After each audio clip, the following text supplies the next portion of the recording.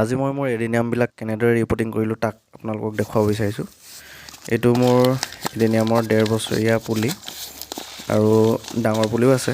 এইখিনি এনেদৰে ভালদৰে মই টাবৰ পৰা উলিয়াই লৈছোঁ। ভালদৰে জোকাৰি মেলি মাটিবোৰ এৰুৱাই দিছোঁ। পাৰিলে আপোনালোকে উলিওৱাৰ পাছত ধুই ল'ব, যাতে কাটোতে ধূলি বালি নালাগে। ধুই মেলি শুকুৱাই ল'লে ভাল। এনেদৰে এয়া মই উলিয়াই লৈছোঁ।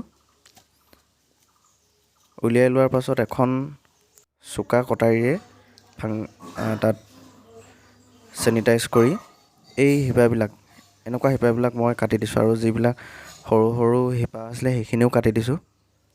এনেদৰে কাটি দিলে কি হয়, কটা অংশবিলাকৰ পৰা অসংখ্য চুলি শিপা ওলাব আৰু ই গছজোপা সবল কৰাত ফুল ফুলাত সহায় কৰিব।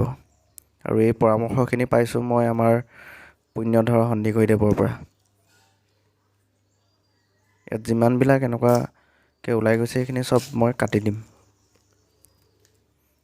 দেখিছে আপোনালোকে কেনেকৈ কাটিছোঁ। এনেদৰে কাটি দিয়াৰ পাছত মই কটা যিবিলাক অংশ আছে সেইবিলাকত মই ফাংগিচাইড সানি কেইদিনমান শুকুৱাই থ'ম। আৰু ওপৰৰ ডালবিলাকো কাটি দিছোঁ, যাতে গছজোপা অলপ জোপোহা হয়। এতিয়া আমি তেতিয়াহে ৰুম যেতিয়া ঠাণ্ডা ঠাইত মই শুকুৱাইছোঁ, আৰু যেতিয়া কটা অংশখিনি অলপ শুকাই যায় তেতিয়া আমি ৰুম। মই এই এডেনিয়ামক দিবৰ কাৰণে বনমিল আনিছিলোঁ অনলাইন। বনমিল আপোনালোকে গম পাইছেই, সাৰৰ গুড়ি, জীৱ জন্তুৰ সাৰৰ গুড়ি। এইখিনি মই এডেনিয়ামৰ খাদ্য হিচাপে ব্যৱহাৰ কৰিম। এতিয়া মই পটিং মিক্সটো দেখুৱাম।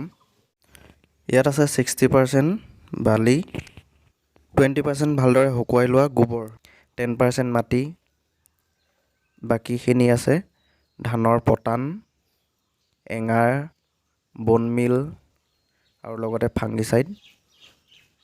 এইখিনি ভালদৰে মিক্স কৰি মই অলপ দিন ৰ'দত দি শুকুৱাই থৈ দিম, যাতে ইয়াৰ পৰা পোক পৰুৱাবোৰ নাইকিয়া হ'ব আৰু গছজোপাত বেমাৰ লগাৰ সম্ভাৱনাটোও কমি যায়।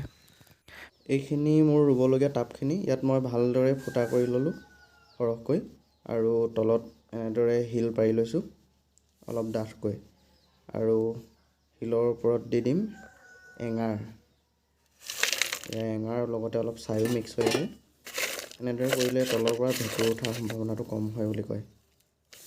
তাৰপাছত মই পুলিবিলাক ৰুই দিম। এনেদৰে ৰোৱাৰ পাছত মই এসপ্তাহমান ঠাণ্ডা ঠাইত থৈ দিম। দেখিছে আপোনালোকে ওপৰৰ কটা অংশবিলাকতো ফাংগিচাইড লগাই থোৱা আছে। এসপ্তাহমান ঠাণ্ডা ঠাইত থোৱাৰ পাছত মই ৰ'দলৈ পুলিবিলাক উলিয়াই দিম। আশা কৰিছোঁ মই এইবাৰ ভাল ফুল পাবলৈ সক্ষম হ'ম।